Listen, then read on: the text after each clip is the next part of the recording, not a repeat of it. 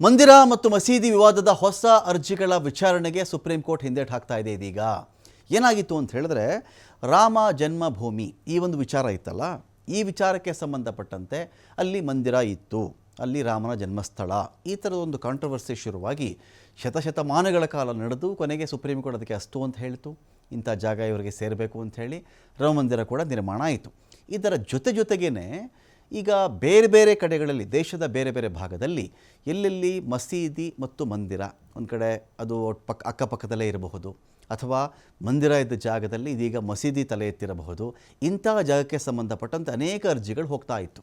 ಅದು ಗಲಾಟೆಗೂ ಕಾರಣವಾಗ್ತಾ ಇತ್ತು, ವಾದ ಪ್ರತಿವಾದಕ್ಕೂ ಕಾರಣವಾಗ್ತಾ ಇತ್ತು, ಚರ್ಚೆಗೂ ಕಾರಣವಾಗ್ತಾ ಇತ್ತು. ಇದ್ದಕ್ಕಿದ್ದಂತೆ ಎದ್ದು ನಿಂತವರು RSSನ ಮುಖ್ಯಸ್ಥರಾಗಿರ್ತಕ್ಕಂಥ ಮೋಹನ್ ಭಾಗವತ್ ಅವರೊಂದು ಮಾತು ಹೇಳ್ತಾರೆ ನೋಡಿ. RSSನ ಹೋರಾಟ ಕಟ್ಟ ಕಡೆಯದಾಗಿ ಮಂದಿರ ಮಸೀದಿ ವಿಚಾರಕ್ಕೆ ಸಂಬಂಧಪಟ್ಟಂತೆ RSSನ ಹೋರಾಟ ಅಂತ ಮಾಡಿದರೆ ನಾವು, ಅದು ರಾಮ ಮಂದಿರಕ್ಕೆ ಮಾತ್ರ ಸೀಮಿತ. ಎಲ್ಲ ಕಡೆ ಹೋಗಿ ಮಸೀದಿಗಳನ್ನು ನೀವು ಅಗೆಯಬೇಡಿ ಅಂತ ಹೇಳಿದ್ರು ಅವರು. ಎಲ್ಲೆಲ್ಲಿ ಮಸೀದಿಗೆ ಎಲ್ಲ ಕಡೆ ಹೋಗೋದು, ಅಗೆಯೋದು, ಉತ್ಖನನ ಮಾಡ್ತೀನಿ, ಎಕ್ಸ್ಕವೇಷನ್ ಮಾಡಿಬಿಡ್ತೀನಿ, ಇದನ್ನು ಯಾರೂ ಮಾಡಕೂಡ್ದು.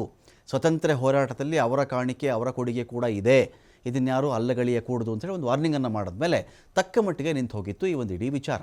ಅಂದರೆ ಅದ್ರ ಬಗ್ಗೆ ಬಹಳ ಚರ್ಚೆಗಳಾಗಲಿಲ್ಲ. ಎಲ್ಲ ಕಡೆಗಳಲ್ಲಿ ಮಸೀದಿಯಾಗಿರಿ, ಅದರಲ್ಲಿ ಬೇರೆ ದೇವರಿತ್ತು, ನಮ್ಮ ದೇವರಿತ್ತು, ಇದು ನಿಂತು ಹೋಗಿತ್ತು. ಇದೀಗ ಸುಪ್ರೀಂ ಕೋರ್ಟ್ ಕೂಡ ಇದೇ ಮಾತನ್ನು ಪುನರುಚ್ಚರಿಸುವಂತೆ ಕಾಣಿಸ್ತಾ ಇದೆ. 1991ರ ಪೂಜಾ ಸ್ಥಳಗಳ ಕಾಯ್ದೆ ಅಡಿಯಲ್ಲಿ ಸಲ್ಲಿಕೆ ಆಗ್ತಿರ್ತಕ್ಕಂಥ ಹೊಸ ಅರ್ಜಿಗಳ ಬಗ್ಗೆ ಕಿಡಿ. ಏನು ಈ ಕಾಯ್ದೆ ಅಂತ ಹೇಳಿದ್ರೆ, ಎಲ್ಲೋ ಒಂದು ಪೂಜಾ ಸ್ಥಳ, ನಮ್ಮ ಪೂಜಾ ಸ್ಥಳ ಇತ್ತು, ಇದನ್ನು ಯಾರೋ 100 ವರ್ಷದ ಹಿಂದೆ, 200 ವರ್ಷಗಳ ಹಿಂದೆ ಬೇರೆ ಯಾರೋ ಇದನ್ನೆಲ್ಲ ಡೆಮಾಲಿಷ್ ಮಾಡಿ ಅವ್ರದ್ದು ಮಸೀದಿ ಕಟ್ಟಿಬಿಟ್ಟಿದ್ದಾರೆ, ಬೇರೆ ಮಂದಿರ ಕಟ್ಟಿಬಿಟ್ಟಿದ್ದಾರೆ, ನಮಗೆ ಸೇರಬೇಕು ಅಂತ ಅರ್ಜಿಗಳು ಹೋಗ್ತಾ ಇತ್ತಲ್ಲ, ಈ ಅರ್ಜಿಗಳ ಬಗ್ಗೆ ಕಿಡಿಕಾರಿದ್ದಾರೆ. ಹೆಚ್ಚುವರಿ ಆಧಾರಗಳಿಲ್ಲದ ಅರ್ಜಿಗಳ ವಿಚಾರಣೆ ನಾನು ಮಾಡಲ್ಲ. ಎಲ್ಲದಕ್ಕೊಂದು ಮಿತಿ ಬೇಡವಾ? Supreme court ಹೇಳಿರೋದಿದು.